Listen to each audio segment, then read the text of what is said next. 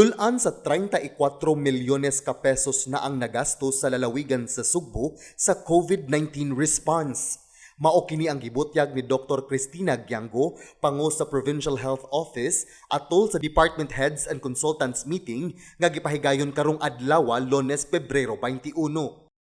Ang maong kantidad naglakip sa gipalit nga mga tambal kontra COVID, ventilators, oxygen tanks, rapid test kits, air purifiers, UV lights, nagipang-apod-apod sa mga tambalanan o temporary treatment and monitoring facilities sa lalawigan.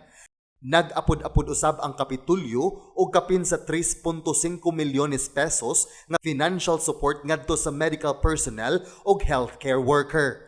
Matod ni Dr. Giango, kapina sa 1.1 milyon ang nabakunahan nga mga Sugboanon sa kinatibuk ang 1.9 milyon nga nalista ubos sa A1 hangtod A5. Sa maong datos, kapin sa 96 mil niini ang nabakunahan na og first dose, samtang kapin sa 1 milyon ang fully vaccinated, samtang kapin sa 60 mil na ang nakapa-booster shots.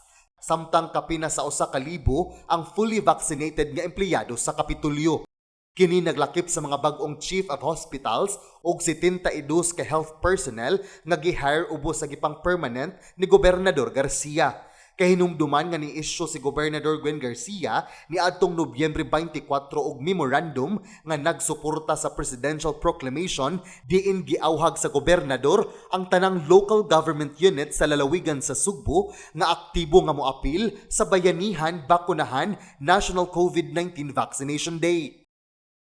Gani isip incentive sa misalmot sa National Vaccination Day ni hatag og bugas og 1-month supply sa bitamina ang Kapitulyo sa mga nagpabakuna. Sa kinatibuk-an, kapin sa 88,000 ka pack sa tag 2 ka kilo nga bugas, kapin 2.6 milyones nga vitamin C o kapin 2.6 milyones nga B-complex ang napanghatag. Karong tuiga, target sa IPHO ang full implementation sa Universal Healthcare Program, pag-upgrade sa mga tambalanan gikan sa level 1 ngadto sa level 2, ang hingpit nga pag-operate sa mga dialysis centers nga nahimutang sa mga isla sa Bantayan ug Camotes, ug ang pagpadayon sa vaccination rollout. John Fredson Granada, Balita sa Sugbo.